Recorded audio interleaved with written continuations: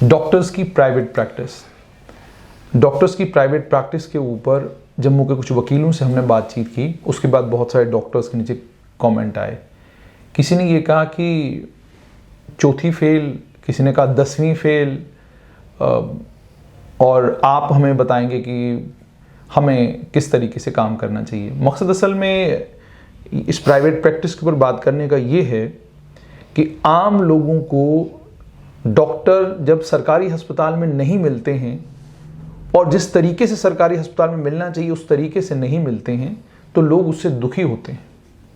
वो आपकी private clinic पर तो आते हैं लेकिन हमसे भी ये शिकायत करते हैं कि अगर हमें ये लोग अस्पताल में ठीक तरीके से देखें तो हमें प्राइवेट दिखाने की ज़रूरत नहीं पड़ेगी।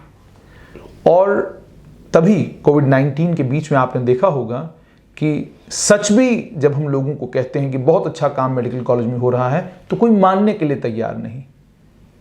इसीलिए बड़ा ज़रूरी है कि प्राइवेट प्रैक्टिस के ऊपर बात की जाए। मेरे साथ इस वक्त हैं RTI एक्टिविस्ट बलविंदर सिंह। बलविंदर जी, बहुत बहुत शुक्रिया वक्त देने के लिए। सबसे पहले आपसे ये जानना चाहूँगा कि प्राइवेट प्रैक्टिस को लेकर आप भी बहुत ज़्यादा सीरियस हैं। क्या आपकी कोई दुश्मनी है डॉक्टरों के साथ? नहीं, देखिए सर, डॉक्टरों के साथ दुश्मनी नहीं है, लेकिन लोगों के साथ प्यार है, लोगों के साथ हमदर्दी है। तो मैं ये नहीं कह सकता कि डॉक्टरों के साथ दुश्मनी है, क्योंकि जुनैद जी देखिए। अच्छा, इससे पहले कि आप इस पर थोड़ा सा तफसील से बात करें, मैं चाहता हूं कि जो लोग आपको देख रहे हैं उसमें डॉक्टर्स भी हैं, आप थोड़ा सा दोबारा रिपीट करें। आपने पिछली बार बताया था कि जब आप कोविड पॉजिटिव हुए थे, कोविड पॉजिटिव होने के बाद जिस डॉक्टर ने सबसे ज़्यादा आपके साथ कॉन्वर्सेशन की और उन मुश्किल हालात में आपका साथ दिया, मुझे लगता है वो गवर्नमेंट मेडिकल कॉलेज जम्मू का ही डॉक्टर था। जी, देखिए, अगर मेरे साथ उन्होंने किया तो मैं समझता हूँ उनके मेरे साथ पर्सनल रिलेशन थे, उस वजह से किया। एज एन ऑर्डिनरी पेशेंट में जाऊँ तो शायद उस वक्त उनका ऐसा, मतलब साफ है कि आपकी कोई दुश्मनी डॉक्टरों के साथ? बिल्कुल बिल्कुल कोई दुश्मनी नहीं मेरी। कब जब जरूरत पड़ती है तो डॉक्टरों की हमें जरूरत पड़ती है। डॉक्टरों के बिल्कुल किसी किस्म की कोई दुश्मनी नहीं है। और 10-10, 12-12 साल पढ़ के आते हैं तो वो आते हैं समाज की सेवा करने के लिए। वहाँ कुछ कुताहियाँ हैं, उन कुताहियों के साथ गिला शिकवा है, बाकी डॉक्टरों के साथ पर्सनल कोई दुश्मनी है। डॉक्टर बहुत ज़रूरी है, हमारे समाज का एक बहुत ज़रूरी हिस्सा है, क्योंकि ऊपर हम भगवान को कहते हैं तो नीचे इनको दर्जा देते हैं भगवान का। भाई भगवान के पास अगर कोई नेक्स्ट टू गॉड है तो ये हमारे डॉक्टर्स हैं। तो उनके इस जो एटीट्यूड में या उनके काम करने के तरीके में या सरकार के कुछ उनको लीनियंसी देने के तरीके में वहाँ हमारे कुछ गिले शिकवे हैं, उसी पर बात करते हैं, बाकी और कोई नहीं। बलविंदर जी, PGI चंडीगढ़ की बात करें, all India institute of medical sciences नई दिल्ली की बात करें, या हमारे पड़ोस में जितने भी अस्पताल है, दयानंद मेडिकल कॉलेज, इन तमाम कॉलेजेस को जब हम देखते हैं, इनके यहाँ जो जहाँ ये कॉलेजेस आज पहुँच चुके हैं, जब देखते हैं तो स्वाभाविक तौर पर मैं एक RTI एक्टिविस्ट से भी ये समझना चाहूँगा कि आपको क्या लगता है। तो चलिए मेडिकल प्रोफेशन वाले से तो बाद में पूछी जाएगी, लेकिन आपको क्या लगता है, क्या वजह है कि PGI के जैसा डिसिप्लिन हमें मेडिकल कॉलेज में नहीं नज़र आता, DMC के जैसा डिसिप्लिन हमको मेडिकल कॉलेज में नज़र नहीं आता, एम्स में हम तमाम बातें एम्स की बिल्कुल जो आपका काउंटर है, काउंटर पर सारी बातें हम मान लेते हैं, लेकिन मेडिकल कॉलेज में नहीं। क्या वजूहात हैं? देखिए जुनैद साहब, आज से 60 साल पहले के करीब एम्स को इस्टेब्लिश किया गया दिल्ली में, ठीक, और लगभग इतने ही टाइम पहले PGI चंडीगढ़ इस्टेब्लिश हुआ। तो आज जिस बुलंदियों को उसने छुआ है, हम भी देख के हैरान होते हैं कि हम भी तरसते हैं कि अगर इलाज कराएं तो मौका मिले वहाँ जाके करवाएं। ठीक, वहाँ डॉक्टरों की डेडिकेशन, वहाँ स्टाफ की डेडिकेशन, वहाँ उनका डिसिप्लिन। तो मैं समझता हूँ आज के दौर में लोग कोशिश करते हैं भाई सर्जरी करवाएंगे तो एम्स से करवाएंगे, चाहे 2 महीने वेट करना पड़े, सर्जरी करवाएंगे तो PGI से करवाएंगे, क्योंकि लोगों का एक कॉन्फिडेंस बिल्ड हो गया है और वो उसकी परफॉर्मेंस पे है, नाम पे नहीं, उसकी परफॉर्मेंस पे है कि उन्होंने परफॉर्मेंस दी है।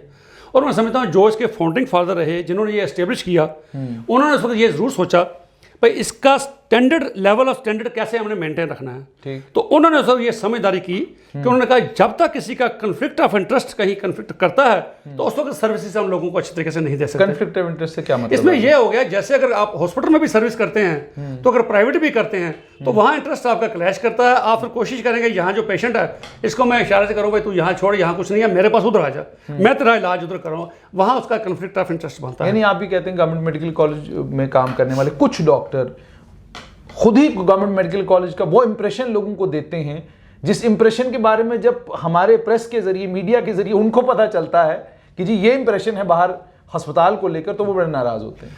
देखिए, मैं साफ साफ कहता हूँ और दावे से इस बात को कहता हूँ कि इस बात को जुटला नहीं सकता।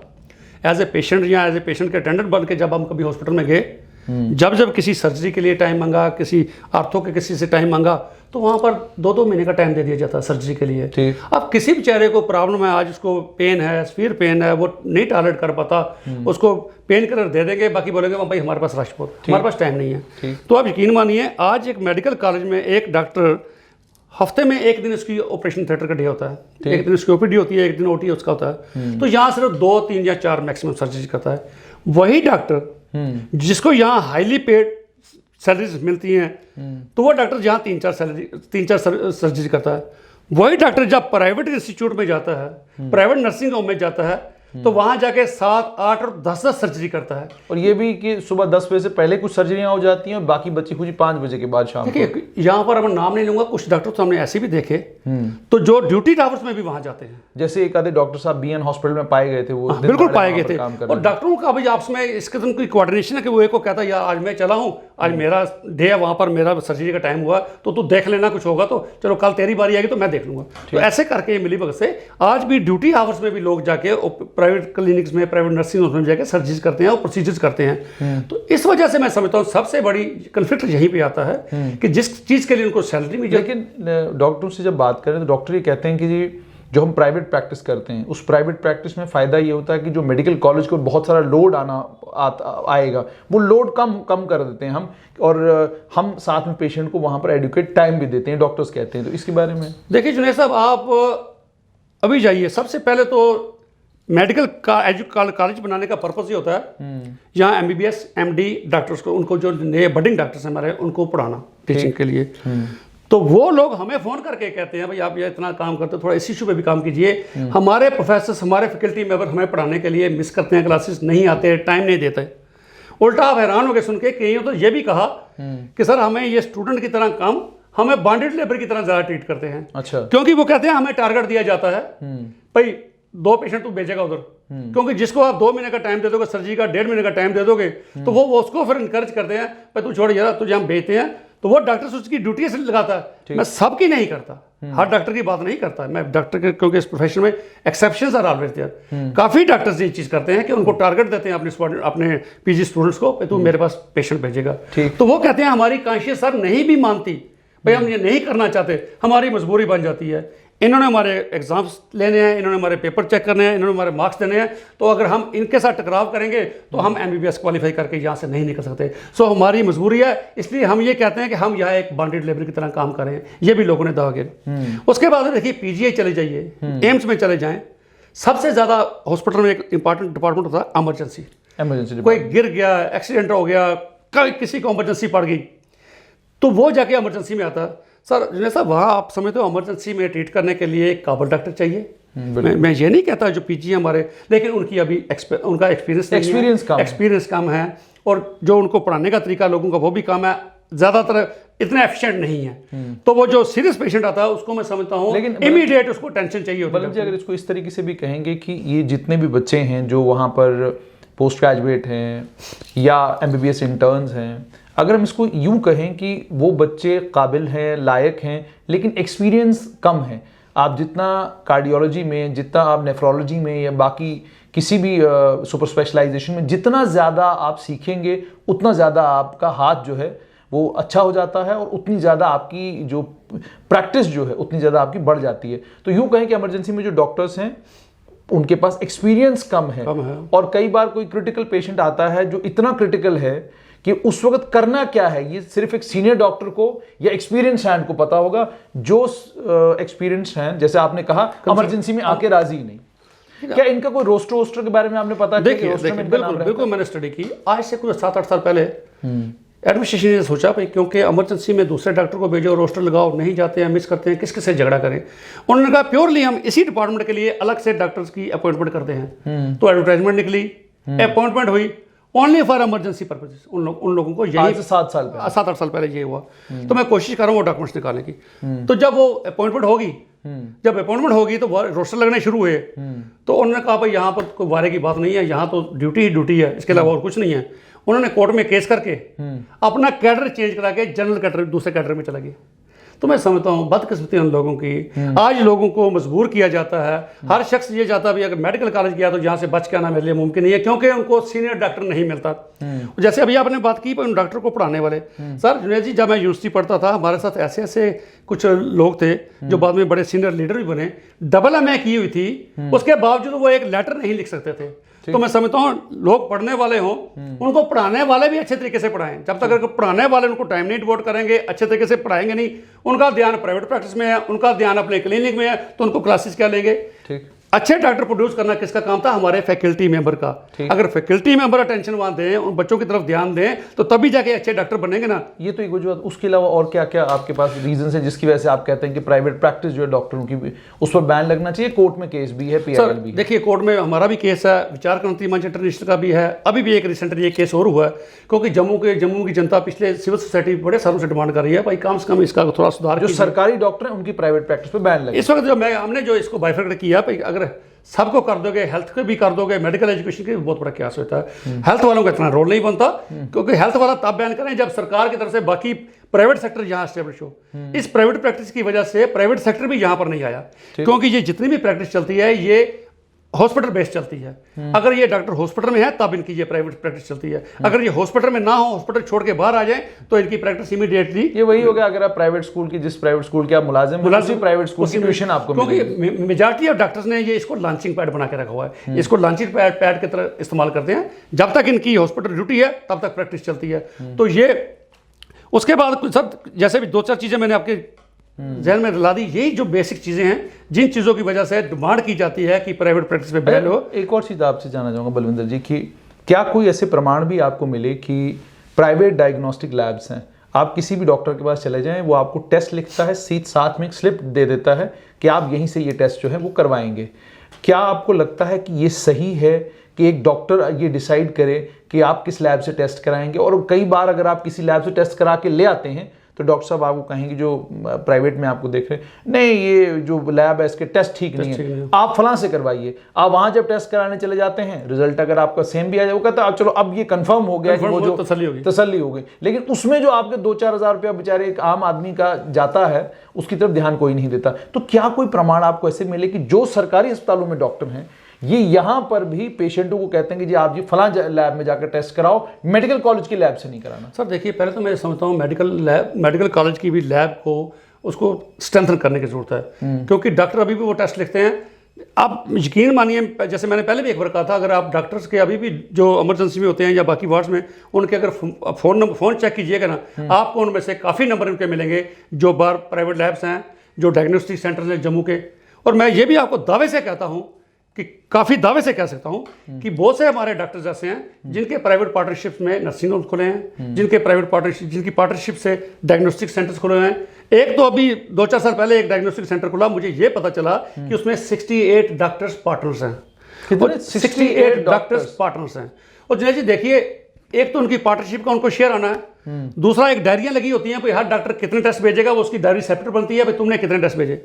अच्छा फिर ये देखिए, पहले पुराने ज़माने में हम ये भी देखते थे, ऐसे ज़्यादा हकीम थे कि नब्ज़ दे के भी आदमी को डायग्नोस कर जाते थे भाई उसके बीमारी क्या है, और लोग ठीक भी होते थे। ठीक। आज के दौर में जो टेस्ट ज़रूरत नहीं है वो भी लिख के दिए जाते हैं, और फिर मैंने बहुत से कागज़ ऐसे पकड़े हैं जिसके ऊपर वो स्लिप पीछे फ़ोन नंबर लिखते हैं, भाई इसी जगह से करवाओगे जैसे आपने कहा। और ये बिल्कुल 100% बिल्कुल एक्यूरेट है कि डॉक्टर्स लिख के देते हैं, हमारी मर्जी की लैब से करवा के आओ, अल्ट्रासाउंड कराना वहाँ से, सीटी स्कैन करानी है वहाँ से, एमआरआई करानी वहीं से। अच्छा आपको ये भी बताऊं, और आपके दर्शक व्यूअर्स आपके बहुत ज़्यादा हैं, उनके फ़ायदे की बात सुना दूं। हॉस्पिटल में सरकार ने सीटी स्कैन लगाई हुई है, और उसका बड़ा नॉमिनल से चार्जेस रखे हुए हैं, गवर्नमेंट ने रेट्स प्रूव किए हैं। और जो लोग वहाँ पर रश होता है, अगर नंबर नहीं आता, सरकार ने एक और बड़ी अच्छी चीज़ लोगों के लिए की है, बेसमेंट में एक और बार प्राइवेट प्लेयर्स को वहाँ एंट्री दी हुई है, उसको भी यही कहा हुआ भाई गवर्नमेंट रेट पे वो यहाँ करेगा। ठीक। मैंने कई बार प्रिंसिपल को कहा आप अपने यहाँ डिस्प्ले कीजिए बोर्ड, भाई गवर्नमेंट रेट्स पे ही, नीचे पे जो हमारा सीटी स्कैन वाला है वो भी गवर्नमेंट रेट्स पे ही करता है। लेकिन हॉस्पिटल का कोई भी डॉक्टर जब वो देखता है यहाँ रश है, वो उसको नीचे नहीं भेजता, वो उसको सतवारी भेजेगा, वो उसको गांधीनगर भेजेगा, जहां पर उसका टाई अप है उसको वहां शकुंतला के पास भेजेगा, वो उसको वहां भेजेगा, उसको वहां नहीं भेजेगा जहां इसका पैसे 4 बचे, वो उसको वहां भेजेगा जिसका शाम को उसका हिस्सा मिलेगा। तो मैं समझता हूँ ये बड़ी बदकिस्मती है जम्मू के लोगों की, कि जम्मू के हमारे जितने भी आज तक पॉलिटिशियन भी रहे, ब्यूरोक्रेट्स रहे, किसने इस बारे ध्यान नहीं दिया। आज इतनी बुरी इसकी कंडीशन हो गई है कि किसी को बोलो जीएमसी का नाम लेने से भी घबराता है।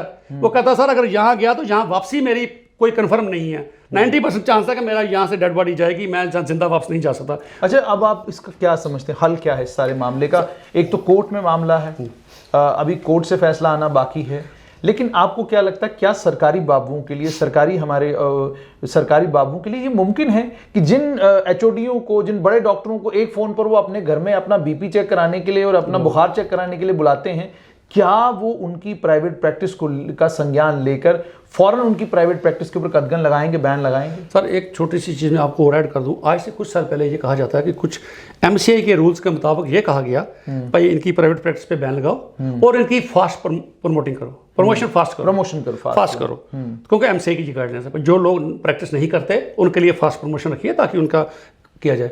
सर मेडिकल कॉलेज में जब ये प्रपोजल आया तो आप यकीन मानिए 2 प्रपोजल थे, एक प्रैक्टिस बैन और दूसरा फास्ट प्रमोशन। फास्ट प्रमोशन उन्होंने अडॉप्ट कर ली, वो अडॉप्ट कर ली, लेकिन जो प्रैक्टिस बैन थी वो उन्होंने अडॉप्ट नहीं की। बाकी जैसे आपने कहा देखिए कोर्ट में केसेस हैं, कोर्ट का एक अपना प्रोसीजर है, केस को 2 महीने 2 साल भी लग सकते हैं, 4 साल भी लग सकते हैं, 6 साल भी लग सकते हैं। तो मैं आपके माध्यम से दरख्वास्त करूंगा मनोज सिन्हा जी, एलजी साहब से, भटनागर साहब से और हमारे डुल्लू साहब जो फाइनेंशियल कमीशन है, कि आज के दौर में आपके पास एक अप्रोप्रिएट टाइम है, आप लोग डिसीजन ले सकते हो। जब पॉलिटिकल सेटअप होता है तो वो लोग कहीं ना कहीं वो भी इन चीज़ों के भागीदार होते हैं, तो फिर उनके अपने पर्सनल के इंटरेस्ट आ जाते हैं, वो चीज़ें नहीं करते। क्योंकि पिछले बहुत सालों से हम भी ये डिमांड करते हैं, उन्होंने कभी इस चीज़ को कंसिडर नहीं किया क्योंकि उनके अपने पर्सनल इंटरेस्ट आते हैं। जैसे आपने अभी कहा कि ये लोग भी उनके कहीं ना कहीं घर में जाके उनको देखाते हैं, बच्चों को देखाते हैं, सब कुछ कराते हैं, तो वो उनको ऑब्लाइज करते रहते हैं। आज के दौर में हमारे एलजी साहब के पास इतना मैंडेट है, इतनी पावर्स हैं कि वो ये डिसीजन ले सकते हैं। ये डिसीजन पब्लिक बेनिफिट के लिए देख के, पब्लिक को देखते हुए और इसकी दशा देखते हुए, medical college Jammu, medical college Srinagar और एक झेलम वैली जो हमारा श्रीनगर में है, तीनों की दशा इस समय खराब हो रही है और इसी वजह से हो रही है कि प्राइवेट प्रैक्टिस की वजह से। सर देखिए अगर आप प्राइवेट प्रैक्टिस करते हैं, जो पेशेंट्स को 2-2 महीने की डेट दी जाती है वो खत्म हो जाएगी, एज एन डेट उसको वहीं पर जब वो एडमिट होगा उसकी सर्जरी की जाएगी। उसके बाद अच्छे क्वालिटी के डॉक्टर्स लोगों को मिलेंगे क्योंकि ये क्लासेस अटेंड करेंगे।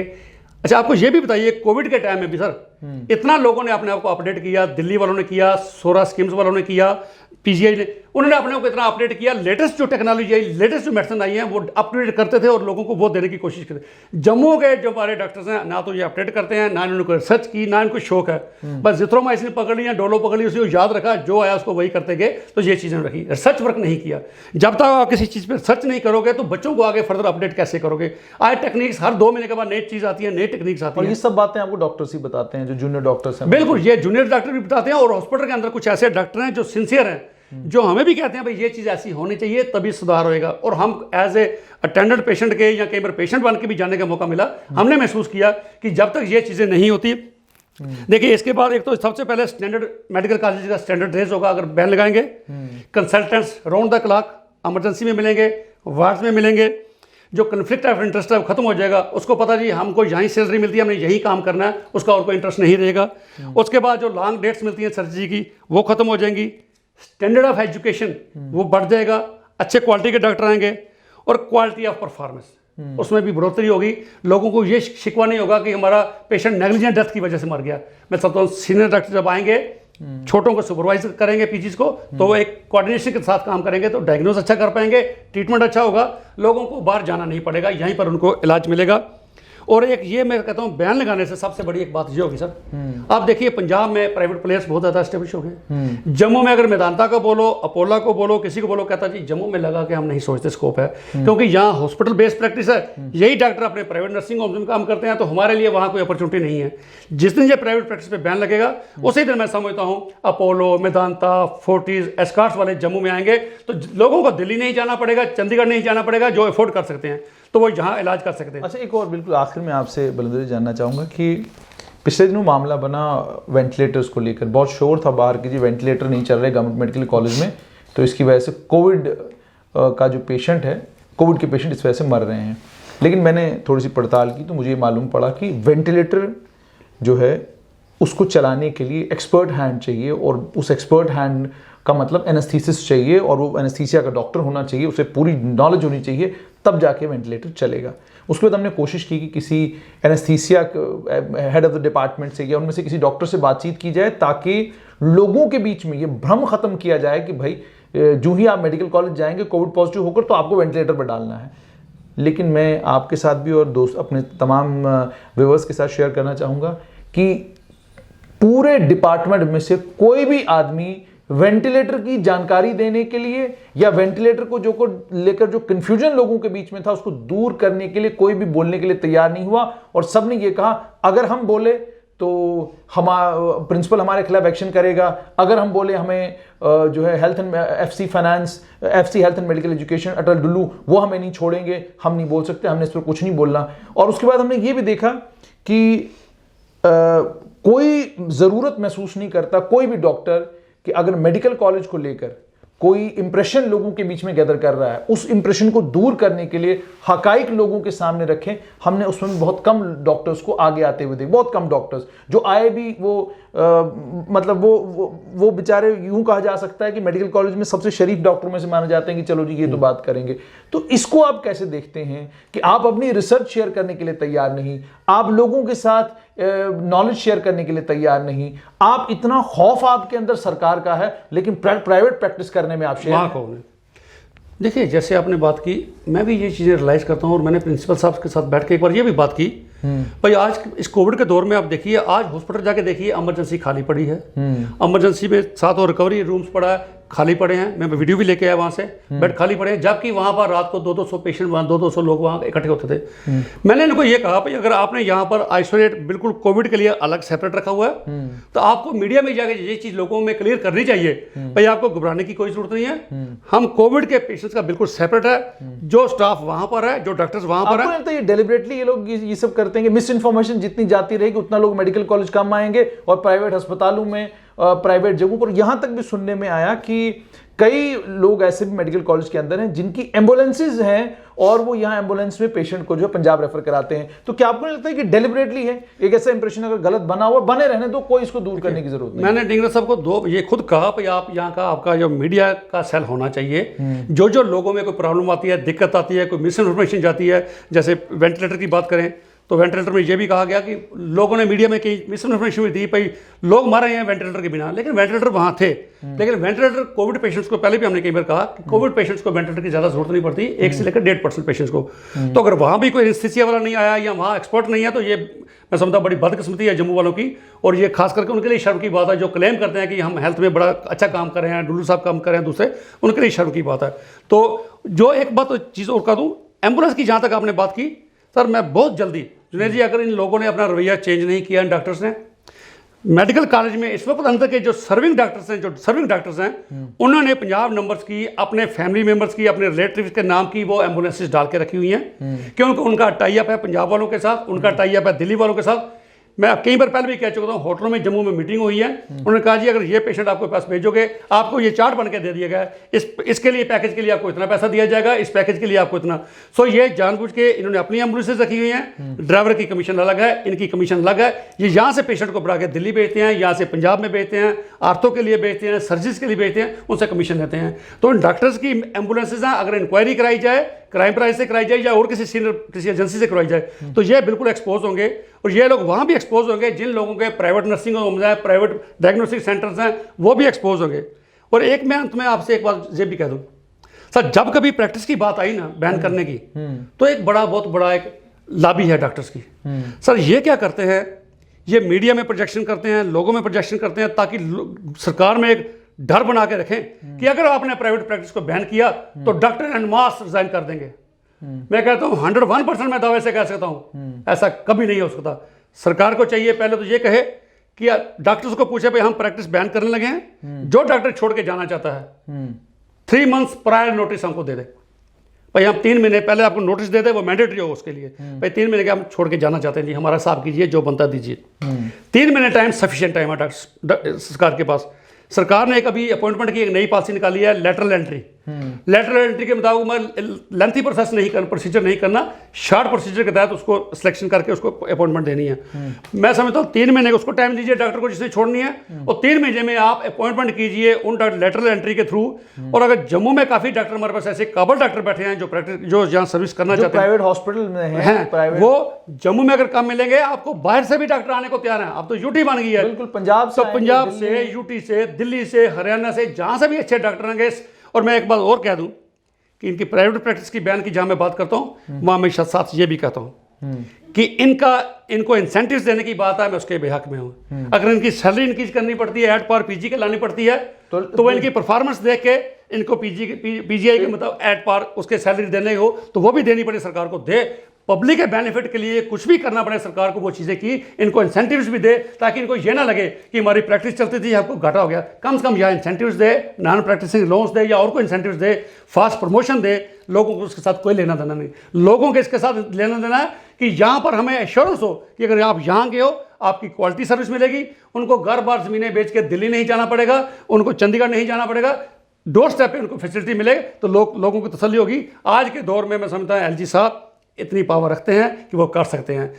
पॉलिटिकल सिस्टम आया तो शायद ये चीज़ दोबारा ना हो। मैं दरख्वास्त करता हूँ हाथ जोड़ के कि इसको जल्दी से जल्दी इस तरफ गौर करें और लोगों को इस दुख की इस घड़ी में लोगों का साथ दें, लोगों को अच्छी फैसिलिटी डोर स्टेप पे मिले, तो मेरी ये दरख्वास्त रहेगी। बहुत बहुत शुक्रिया। तो ये थे आरटीआई एक्टिविस्ट बलविंदर सिंह। आप प्राइवेट प्रैक्टिस को लेकर, इन्होंने कहा कि प्राइवेट प्रैक्टिस के ऊपर, सरकारी डॉक्टरों की प्राइवेट प्रैक्टिस के ऊपर बैन अगर लगेगा तो उसका फ़ायदा क्या होगा। सरकारी डॉक्टरों की प्राइवेट प्रैक्टिस के ऊपर बैन लगने के बाद मेडिकल कॉलेज का स्तर कितना बढ़ सकता है, ये तमाम बातें इन्होंने रखी हैं। वहीं पर सरकारी डॉक्टर अपने दिफा में जब बात करते हैं, वो तमाम बातें भी हमने सुनी हैं। मगर सवाल यहाँ पर यह है कि अगर मेडिकल कॉलेज का इंप्रेशन, अगर मेडिकल कॉलेज की जो पहचान लोगों के बीच में, अगर उस पहचान को ही नुकसान पहुंचेगा, जख्म पहुंचेगा, तो जाहिर सी बात है वक्त वो भी आ सकता है जब लोग मेडिकल कॉलेज आना ही नहीं चाहेंगे। जब तक जम्मू कश्मीर में प्राइवेट प्लेयर्स नहीं आते, तब तक बहुत ज़रूरी है कि सरकार इन तमाम चीज़ों को प्रॉपरली रेगुलेट करे। दीजिए इजाज़त, आदाब।